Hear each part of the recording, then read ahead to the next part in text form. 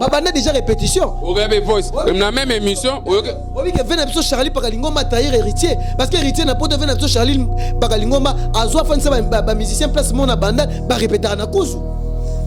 Non, ça qui par Charlie Pakalingomba. Parce que pas d'achat n'a soana. Bazana ba onka ba branche. On m'a dit muto ba corrompre. Ataka pire wata. O ba la kisi là. Autre temps na biso comme muto na te. Ache ba paquet.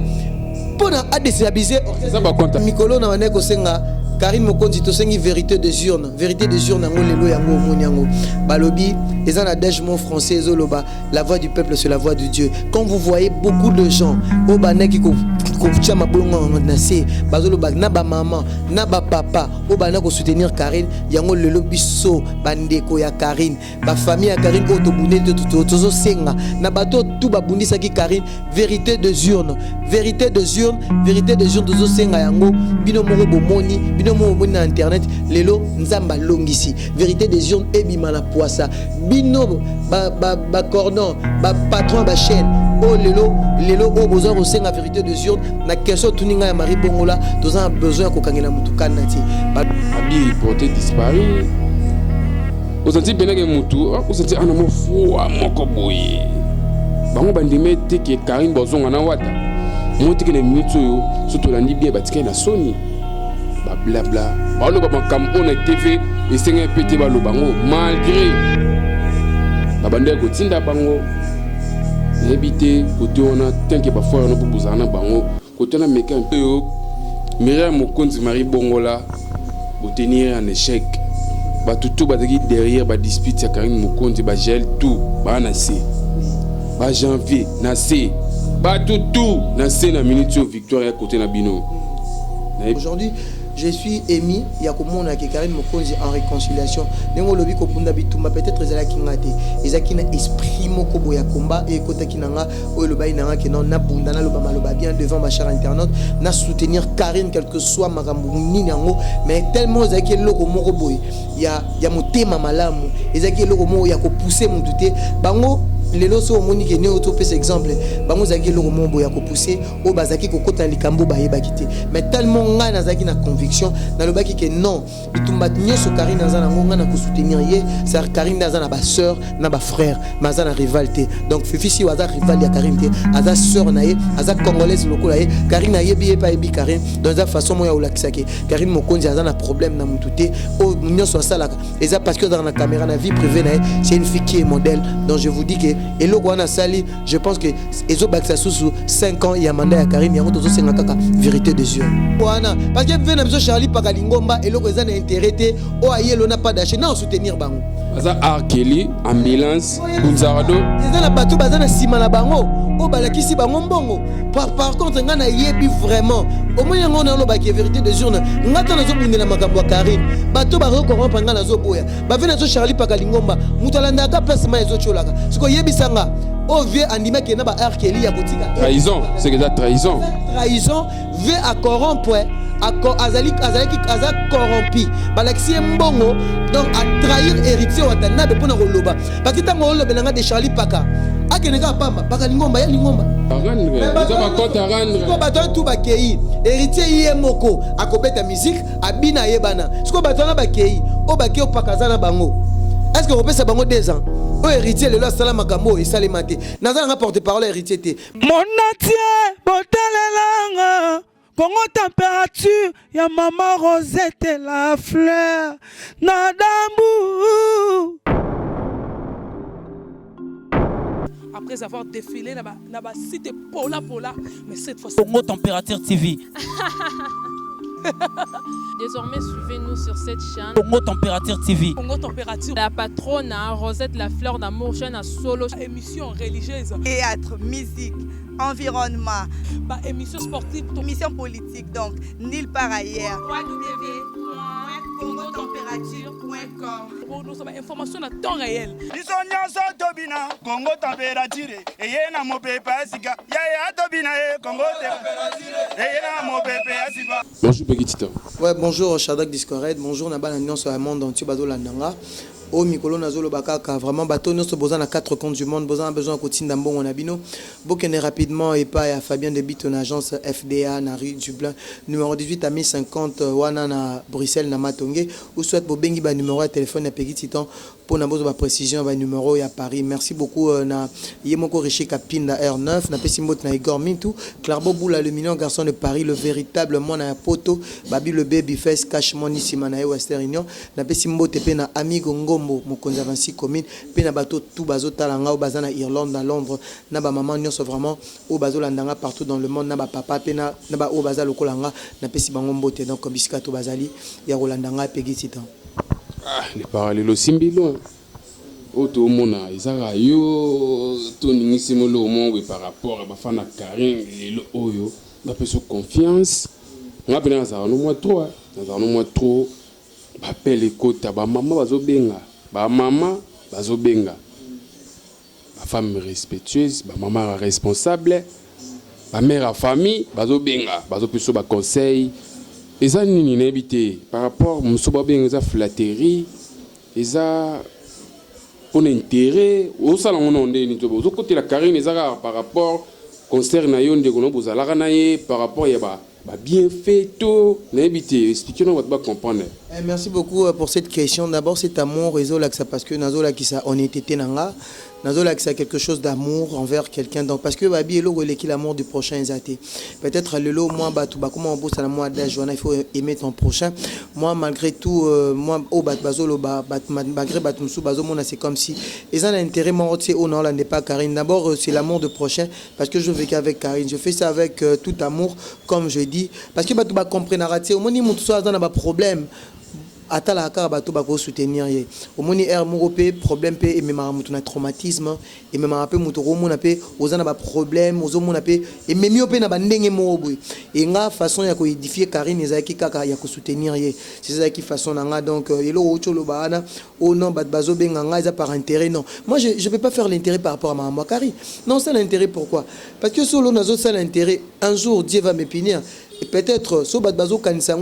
moi je parle avec Karine, mais on parle d'autre chose. On ne peut pas parler dans Marambo Italie. Mais aujourd'hui, quand je vois tout le monde, bateau Nyonso, au bazo, combattre Karine, mais Karine a la soutenir par majorité au bateau bazo soutenir. Aujourd'hui, quand je vois des appels, bazo benganga, bazo remercier, justement pour moi c'est une bénédiction parce que quand quelqu'un parle de bien de toi, tu sais que tu es parfaite, tu fais ça avec na foi moro ya malamu. Donc je sais que maloba tout bazo bananga, je pense que Rolandanga parce que na salil kamwa Karine avec na foi, avec toute un foi, na foi mobimba. Oh vraiment na excelengo parce que balobi faut aimer ton prochain. Karine je vis avec elle, c'est ma sœur, c'est ma consoeur. Moi reconnaissance au Karine ka tanga pe comme moi aujourd'hui je suis en train de soutenir Karine par rapport à tous ces problèmes. Aujourd'hui je suis réjoui, naza bien, naza na plaisir parce que je vois que c'est que j'ai essayé un peu de combattre. On a méca vraiment à combattre par rapport à Karine. Donc aujourd'hui je pense que j'ai de bons résultats par rapport à ce que je fais. Donc ezaki le roman c'était par la foi. On a zaki arondima je fais ça étant que ma sœur eza non par elo cholo bana. C'est comme si na babenga ngoni naza na intérêt, je pas l'intérêt parce que l'amour reste l'amour. Quand tu fais l'intérêt, tu n'auras pas la bénédiction. Ce que moi je fais, je pense que plus tard, des gens vont me donner de bons résultats. Bah, non, c'est un garçon vraiment de bons résultats plutôt. Bah, garçon ou azaki sincère, n'a pas propos tenir soutenir avec un amour vrai. L'amour reste l'amour. Tout ce que mon amour, bundi bituma moro boyo, abina combat cash. On a tapé oyo. Marambo yaki, batu bili batike Karine, même baleke chou. Malgré mami mais bitumba pegiti ton bundi en tout cas au laxi penage monter maintenant ils a ouvert to kende rapidement on a bon on va monter dans le na au senti penage réconciliation il y a Karina Wada c'est comme si est touché côté à la tume to ya malé mais to comme ti côté séparation mais tous en ont awa abi porté disparu au senti penage mutu au senti un amour froid moko boye bango bandime te ke Karine bozonga na wata monte ke na minute oyo surtout landi bien batika na soni ba blabla ba lo ba kam on TV et senga pété ba lo bango malgré ba bande ko tinda bango na habité côté on a tant que ba fois on peut bozana bango côté na meka un peu na caméra expliquer bango d'abord on a une conviction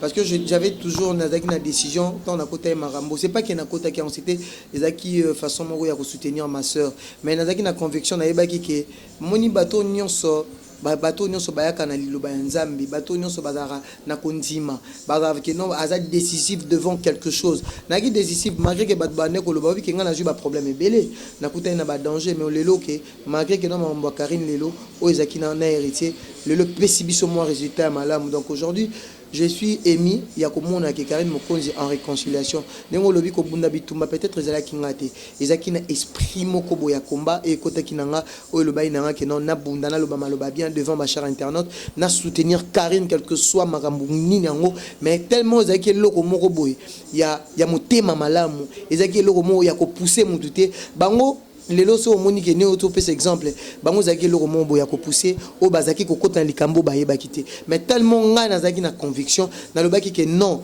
bitumba nyonso Karine nazana nga na ko soutenir ye, c'est ma sœur to ko ba résultat malamu nzamba ko zala devant biso yango moni na bane ko loba tout le temps na bane ko loba ngo ba isa nga pegi titan o komi Sankara o komi Mukala nabi non n'importe quoi na musalo bo mona kana sana Congo température. Je suis là pour communiquer, informer. Si aujourd'hui je reconnais nazo reconnaître référence nanga nazo reconnaître muto a poussanga aujourd'hui neng bozo talanga bebele bazo benganga o bayeba kingati, c'était grâce à la personne. Aujourd'hui je suis en train de le soutenir, même Gelso, même Cynthia Wadol, tout le monde bateau nyon sonazana bango ceux qui le bazana problème nga pegi titan, je ne cesserai jamais ya kolobela bango parce que ba benga kinga défenseur pas maté. Si aujourd'hui je défends Karine, c'est parce que Karine a sa référence nanga, Karine a ça la peu de sorte que pegi titan ayebana cette reconnaissance bolingo wana yango tellement nazo salango avec volonté, avec la foi yango nzamba kufutanga bango bane ko sala loko bazaki poussé par batou bane ko c'est comme si bane ko télécommandé bango bazo bisa bongo sala boy, mais ngai nazui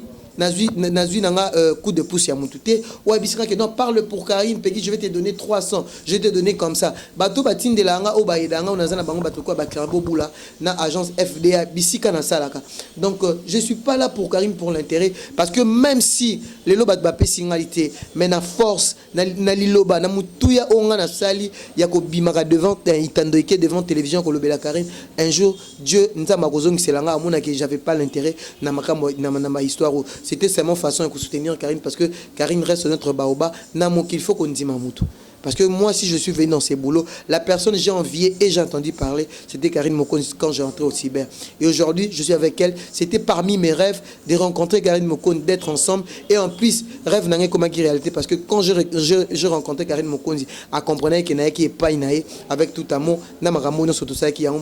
Karine m'a donné aussi cet privilège. Il y a Rosalapé, Internet. Aujourd'hui, je suis connu. Donc, je reste toujours positif de soutenir Karine jusqu'au bout, malgré les gens parlent. Donc, na simbelo wa mutute mutomo te à télécommander nga pegi fait ceci, je le fais par amour parce que je vais avec Karine, c'est un peu ça. Lelo comment na Congo température par rapport au côté la thème kozana sima Karine koloba bolamu na ye ko diffuser makamuna bien ba appel ba menace ko menacer yo ko benga yo chaîne na to ko bloquer ngo boy babilo on a tout c'est ça qui ont été to bandeka ko continuer ko soutenir Karine Mokonzi. Mais côté moko boy poser na mo bangi te ba appel wana to ko menacer yo to ebinzelo côté la nzelo bimelaka o banga kité ezaki pena nini fois ozaki na ngwana d'abord na bangante parce que dans la sabatu na bane kotambola peut-être na mambo Karine batbabi comment bat soutenir Karine batbana quand ça pegi titan comme na voiture aro banota mona okeba na bane kotambola parce que na yebaki nazo toucher mutute menace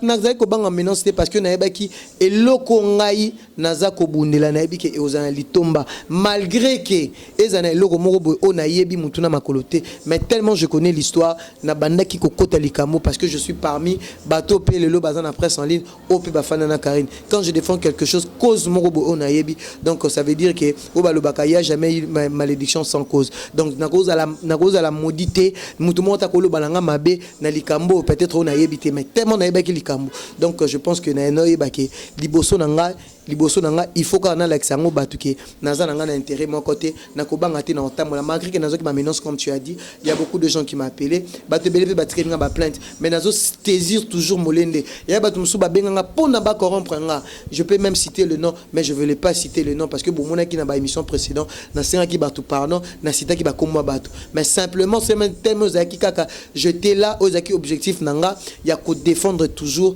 ba anti-valeur bato tout bazo le bela mabe ou bazo linga ki non Karine azala toujours avec des problèmes biso bandon c'est notre sœur elle reste une congolaise comme nous malgré des problèmes aza congolaise ya libosote aza na lisumu na kata mboko na ba prêtre na ba ma sœur batu nyonso na kata République démocratique bana lisumu mais aza muto aza ki majoritaire tant nazo mona ke bazo soutenir ye bazo le balanga bo il y a d'autres personnes qui m'appellent qui me peut-être a web sanga te que non petit temps je te donne quelque chose conseil na ekaka maloba o alobi na bi que non il y a une vie devant moi donc c'est ça moi j'essaie un peu de soutenir Karine Mokonzi parce que je sais que le flèche aller est accompagné au flèche retour donc ce que je fais na bi que un jour même si on a eu problème attaque Karine t'aura défendre il y aura une autre personne ou akoiko bima pour na défendre nga pour na problème nous avons peut-être eo ekolekela mutu donc le moko zaki olekela Karine Mutute il fallait bisoto zalana pour na to soutenir hier à mon il y a des gens qui l'aiment aussi lelo yo Myriam Mokonzi Marie Bongola pour tenir un échec tout derrière ba dispute ya Karine Mokonzi ba gel tout ba nasé ba janvier nasé ba tout nasé na minute victoire ya côté na bino na ebité oko le belo ko ndeti mwandeni même Mikolo na wane ko senga Karine Mokonzi to sengi vérité des urnes yango lelo yango omoni yango balobi eza na dej mot français zoloba la voix du peuple c'est la voix de Dieu quand vous voyez beaucoup de gens au baneki ko chama bolongo na se bazoloba na ba maman na ba papa au bana ko soutenir Karine yango lelo biso bandeko ya Karine ba famille ya Karine otobune tozo senga na bato tout babundisa ki Karine vérité des urnes tozo senga yango bino moko bomoni bino moko bomoni na internet lelo nzamba longisi vérité des urnes ebima na poisa bino ba cordon ba patron ba chaîne oh lelo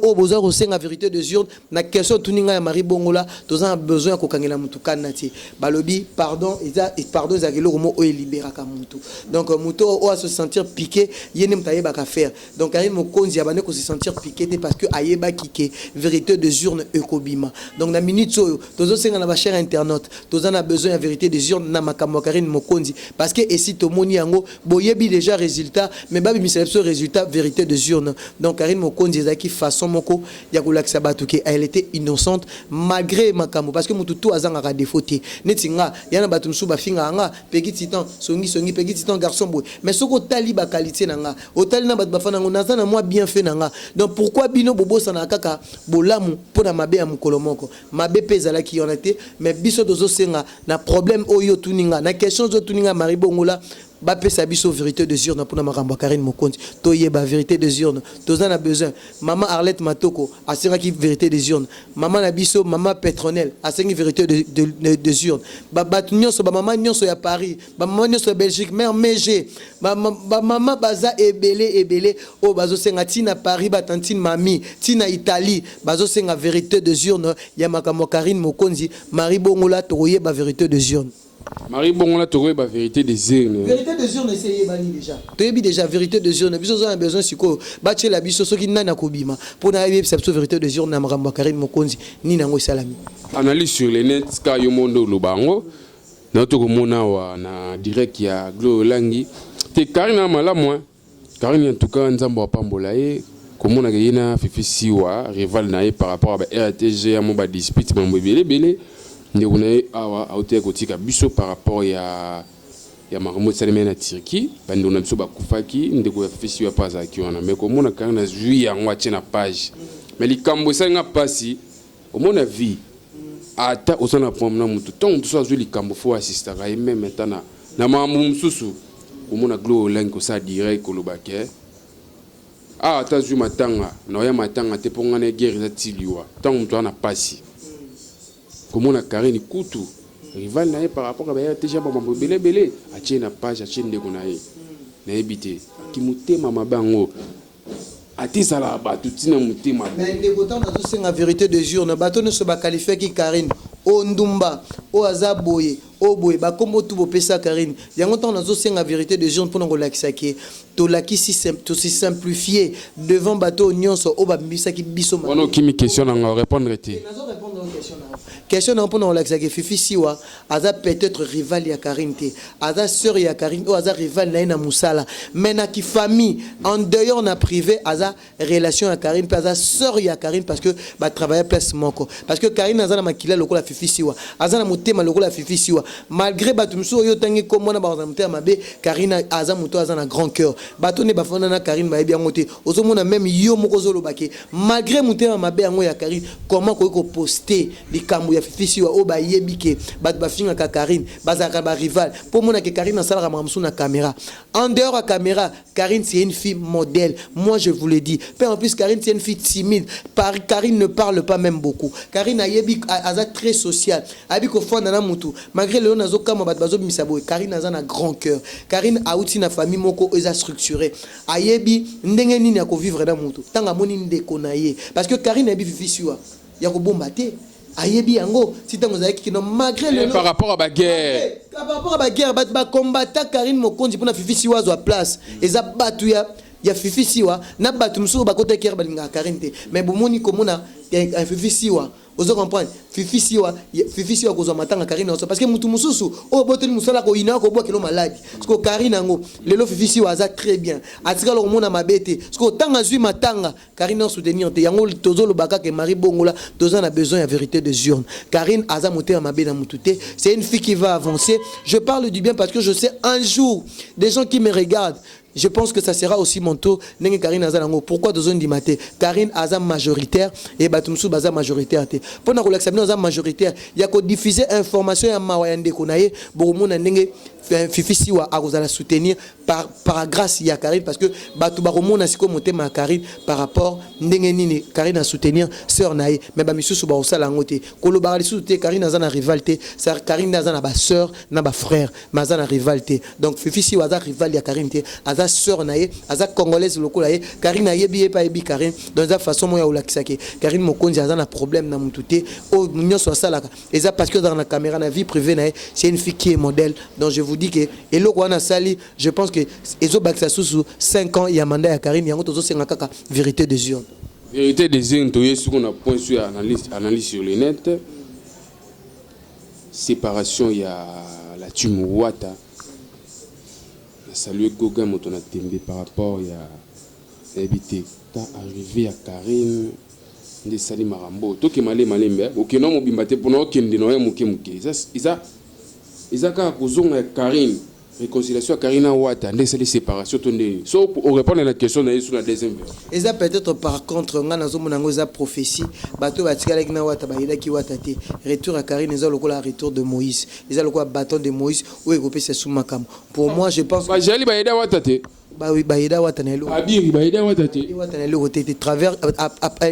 par contre que banek ko salir image héritier par rapport bato bayiba ki Karine ou banda ko l'héritier de bakoma ki soutenir héritier par rapport donc héritier comme qui majoritaire yango monaki moi batu ndambu ou ba meka ki ya ko se retirer mais le je pense que Karine azongi si sous confiance ba soutenir sur héritier lelo yo na otu kotala émission na tongo na tanga chaîne ngote au mona Charlie Paka na pas d'aché ba yambi ba on émission Charlie Paka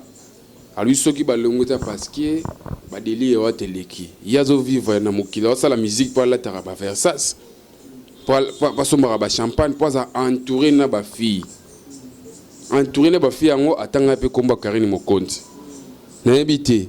donc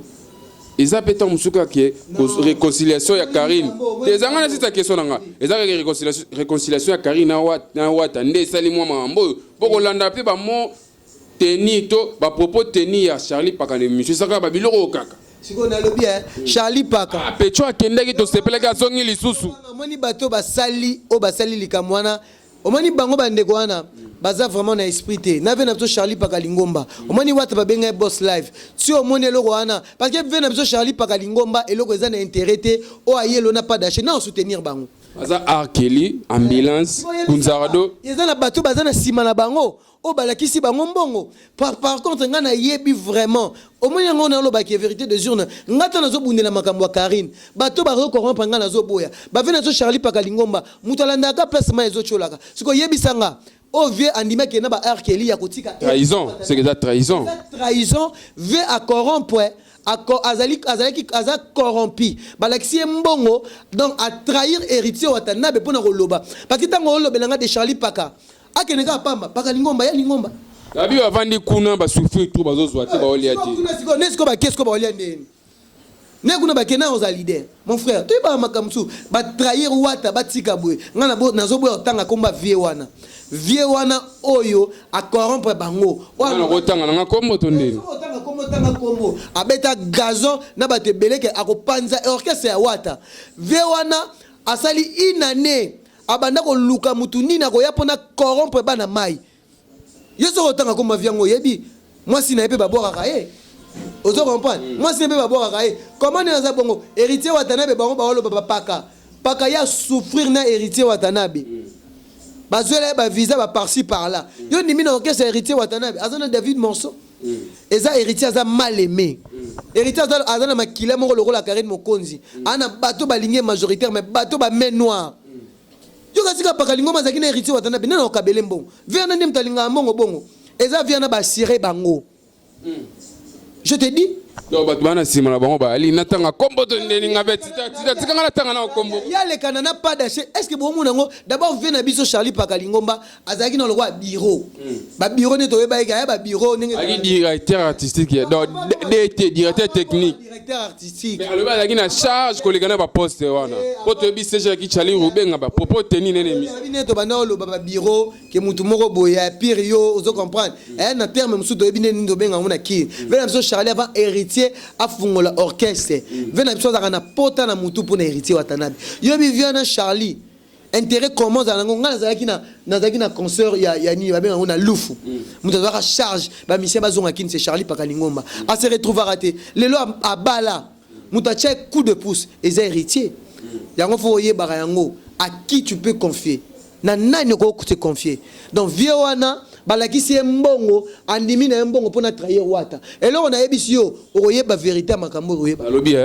wata balinga conseil te selon ba propos teni babinda ko lala te mo be sike tangé ezate yo te soki vena biso Charlie Pakalingomba soka ndako soki zaki keno makambo wata soki alungaki angaka sala baka mususu ti andimi ayaza na ba Arkeli na ba pas d'acheter mais noir moko zawana ezana mutu mo za derrière bango parce que ngaso na za bongo par exemple na za le journaliste yo ba voice yo ka voice ambulance non ka voice babana déjà répétition o ka voice même na même émission o oui que vena biso Charlie Pakalingomba trahir héritier parce que héritier na poto vena biso Charlie Pakalingomba azwa fansa ba musicien place mon na banda ba répéter na kuzu donc yo ba kango lobele yango tende pas ça qui par Charlie Pakalingomba parce que pas d'achat nyonso wana bazana ba onka ba branche donc c'est on mani muto ba corrompre ataka pire wata o balakisi là auto tanga biso comme muto wana te ache ba paquet pour a déstabiliser ça va compte à rendre ça va compte à rendre ko baton tout ba kei héritier yemoko akobeta musique abina yebana siko batona ba kei o ba kei o pakazana bango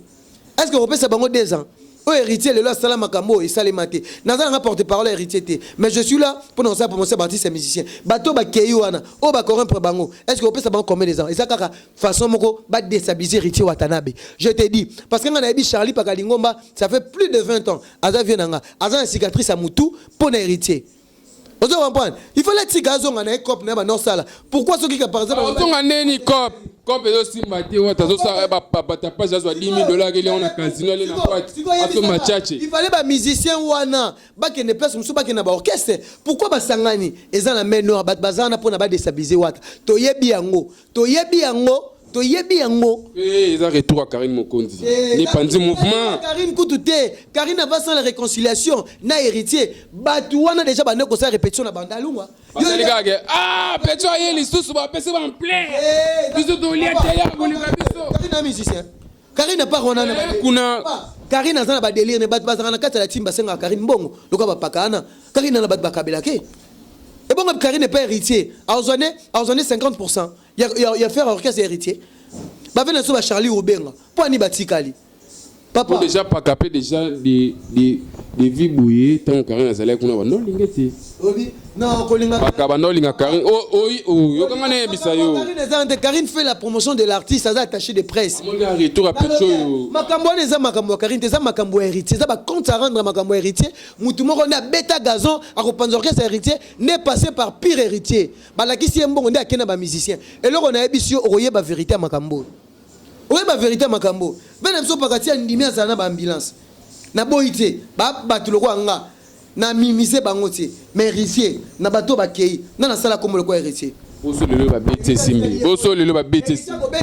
a robeta concert a rosa bata sima atata bana ina a robeta concert parce que héritier est non bato na bakei intérêt lelo ba bete siko ba bete simbi ikangi miège mi de montagne est-ce que oyebi muto soutenir bango kombote siko ozomona ngote ke no ezele omo pakanene za bongo à faire rêver qui amitié nene héritier amoni ki abande kolanda héritier babenga ngoni par intérêt ya moni nga makamna osala na oloba na mari bongo la vérité des urnes naza nga na moté ya mabete na landi na nga pelo moté parce que ti siko na oloba ma Karine claire na oloba ma Karine claire mutu moko ta bisanga peki titan zo voiture sala boy lelo ko naza libanda pona esa batu vérité naza libanda nazo fonda naza libanda est-ce que mon ngana leki na télé pour le bagay batu boy bo soutenir Karine boti na ngo na swandako je le dis pas je dis que ngana lingi vérité des urnes na makambo wata eza trahison moni trahison na biso ba gel ba salaki na banani na ba abire na banani yango moni lelo zongeli bango batu bazu ki pelekese vérité des urnes au siliki il faut na silika nazo lo ba vérité yo mwenga na fingi makambo ko manamir nazoloba keba jela ofinga mambo ko manamir mambo ndezo kindiro webi abiri alati la batu banzamala ko ça le côté ngai ne naza bongo na respectera ba Fabia batu pe na respectera personnalité ya mutu nga combien de personnes au ba ofinga nga même na ba commentaire mukala o kinga la fingi na même na ole kana boy kebo yebi ki réconciliation ya Karine Mokonzi na wata bike ba biri ba janvier ba jael et tout ba kotimai mais ça montre la force ya Karine tango zo kantila mutu mabe nga na ndolo ba makambo ezaki je boyo pesa nga lelo raison c'est j'ai touche est-ce que les gars kosim za jael touche et aussi ça jael touche point après avoir officialisé attaché de presse azala officialisé wa papa azala officialisé par héritier Watanabe. Jaël c'est notre sœur. Jaël c'est l'équipe nationale. Jaël c'est la référence de Karine Mokonzi. Malgré il avait à ça qui trahison. Mais na golinga séparation te. Nga nazala kawana kaka naza rassembleur. Nenge Karine nazala ki rassembleur to mona ki lelo to oyeke lelo to regretta Karine parce que nazala ki champagne ekoli abisonios. Mutuni no mona ka depuis Karine akenda na fini na internet bat bakenda pas na ya maraba chroniqueur. Jaël abando ya mbabino te. Te na lobby tolongo la Karine ba réunion bono sala abando ondo tcha bambongo na nje ataka ba réunion te yo ngasi batu bano ya pas Karine ezali batu bazana na équipe nationale ezali ba fois musuto bando kutana bango et pas Karine o bazana ba site musuto loka ba zini loka ba bazé belé bando ya pas Karine o bando comprendre ngote baye ba mutu malamu na tango pasi ya nga lobaki na tango pasi na ko soutenir là-bas ndongo loba boye soko tali division tout séparation équipe nationale auteur il y a les Cambodgiens Jaël Show parce que Jaël Show a été azalaki en rassembleur comme Karine Mokonzi et ba mona ki ngala uni so azaki rassembleur mais tilelo angaka zala na clé ki morobo mozo mona après Karine ya zana mutu dia parler quelque chose émission to sukara par rapport à séparation la vérité mais belé mot de la fin to moni no golo bana Karine Mokonzi na TV tout le monde no expliquer na ba fan ya Karine Nzambe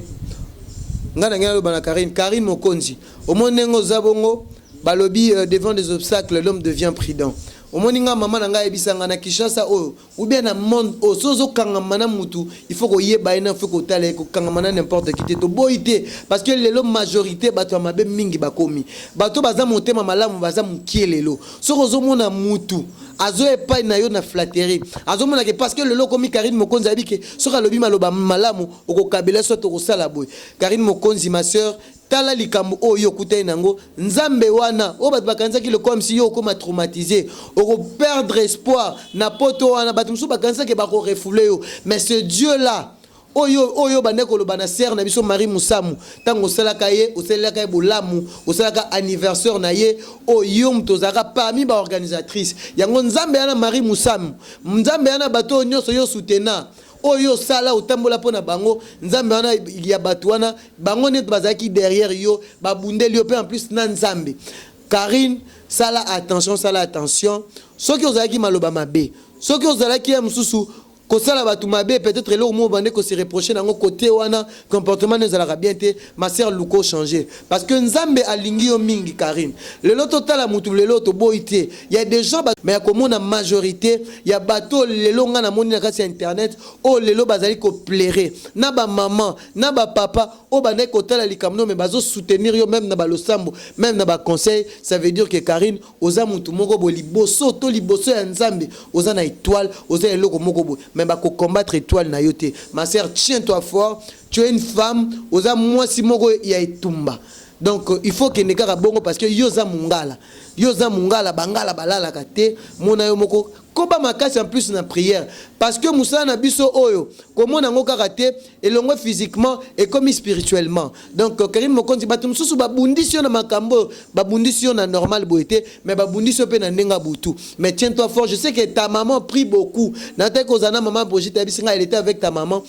est une femme de prière. Aza moi si ma bondeli a chako na ma bondeli. Zana exemple à maman na yo Karim malgré makambo tozo kutana na sa mokilo sans nzambe soki nzamba bundeli biso te mutako bundeli biso te Karim tiens-toi fort luka olongola ba parti ya mabe ozaki na kati ya vie na yo olongola makamwa mabe eloko bat ba sepelango pa na yo te il faut ko yoka kapé en plus conseil batso ba pesi conseil c'est que balingi yo Karim Mokonzi je te dis je parle ça ouvertement je suis clair et net et précise na mamnazo loba parce que nazaki na foi na makamuna et je cesserai jamais de parler ezala yo mon côté za bande ko tout au fana mon équipe nationale sauf bana mibali ba oyo bazana na comportement ya malamu te comme janvier à Biri ngana koko soutenir bango te quelque soit ba problème parce que bango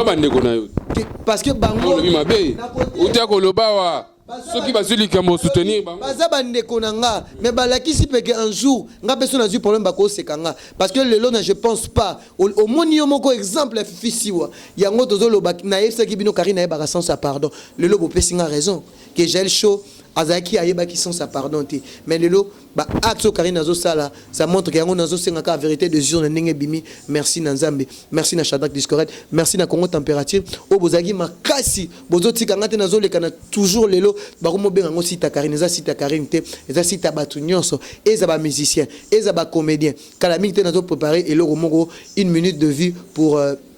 vie de loi. Donc le wana na osala yango batu na sur bo sepela yango deuxième partie ça to beton ka karaming tawa o lobela momba nyonso je suis vie de loin ba o ba pour ça ba soutenir ba benga vie de loin pour na minute za grave yango na loba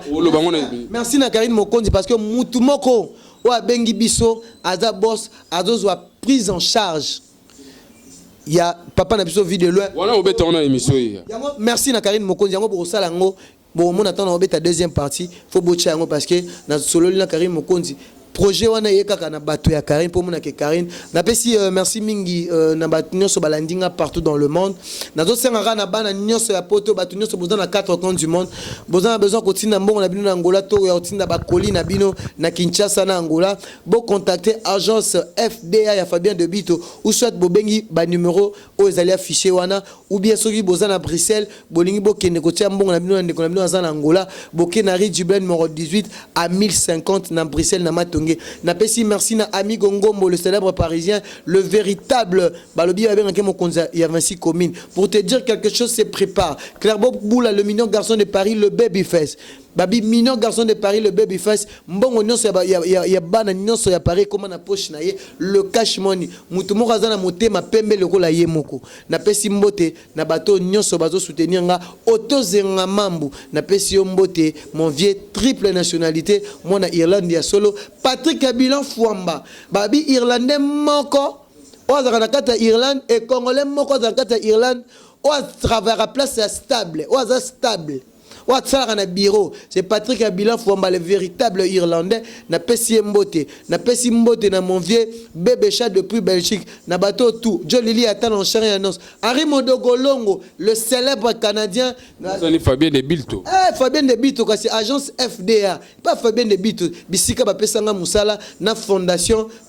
Clairbeau Boula. Donc merci beaucoup. Na bateau nyonso bozo soutenir nga maman Arlette Matoko. Na pesi yo merci. Na pesi merci na ba maman nyonso, maman Petronelle, Tantine Mami, ba maman Boza Ebele, maman Eugénie Kassai. Na remercie ba fan tu ya soutien à Karine Mokonzi na lobby yango. Je suis patient. Merci Nabino. Bato tout bozo ko édifier nga ba conseil Nabino. Na sengi bino merci. Bato nyonso bolobi ke boko soutenir ka Karine Mokonzi ye mon côté boko soutenir Pena Peggy Titon. Merci Nabino, merci na ba fan, merci na ba maman nyonso boza partout dans le monde. Merci na Didolo Aboshi. Wazali kolanda ngai depuis Dallas. Merci na ba maman nyonso, maman Agnès na États-Unis, maman nanga pa benga nga, ba maman tout bo benga nga boza ba maman Ebele na pesi bino merci. Na maman à Londres, na pesi bino mes condoléances pe na mère fashion